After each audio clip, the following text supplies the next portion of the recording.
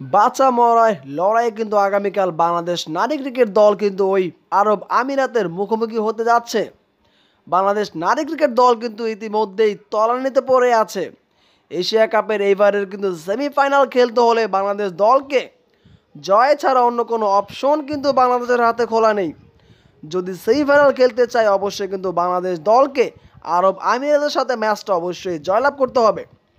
যদি বাংলাদেশ আরব আমিরাতের সাথে ম্যাচটা জয়লাভ করে তাহলে কিন্তু সরাসরি সেমিফাইনালে চলে যাবে বাংলাদেশ দল। যদি হেরে যায় তাহলে কিন্তু বাংলাদেশ দল এই টুর্নামেন্ট থেকে ছিটকে যাবে। সেই ক্ষেত্রে কিন্তু থাইল্যান্ড তারা কিন্তু সেমিফাইনালের পথ ধরবে। থাইল্যান্ড দল তারা কিন্তু 6টা ম্যাচ খেলে তার মধ্যে 3টাতেই জয়লাভ করেছে। বাংলাদেশের জন্য সুখবর হচ্ছে থাইল্যান্ড দল রয়েছে মাইনাস পয়েন্ট এবং বাংলাদেশ দল রয়েছে প্লাস পয়েন্টে। সুতরাং এখানে কিন্তু কোনো সমীকরণ বাংলাদেশ দলের সামনে পড়বে না।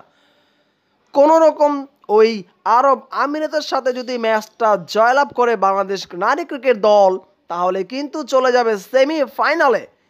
সেই সুযোগটা হয়তো বাংলাদেশ দল কাজে লাগাবে। অবশ্যই বাংলাদেশ নারী ক্রিকেট দলের জন্য রইল অনেক অনেক শুভেচ্ছা এবং অভিনন্দন। যদিও আজকে বাংলাদেশ নারী ক্রিকেট দল ওই শ্রীলঙ্কার সাথে হেরেছে একেবারে যা ইচ্ছা তাই ভাবে, হয়তো এমনটা আমরা কেউ আশা করিনি। বাট আরব আমিরাত বাংলাদেশ দল থেকে অনেক দুর্বল প্রতিপক্ষ, আশা রাখি ডু অর ডাই ম্যাচে ওই আরব আমিরাতকে নারী ক্রিকেট দল হারিয়ে চলে যাবে সেমিফাইনালে, যেখানে তাদের প্রতিপক্ষ হবে কিন্তু শ্রীলঙ্কা।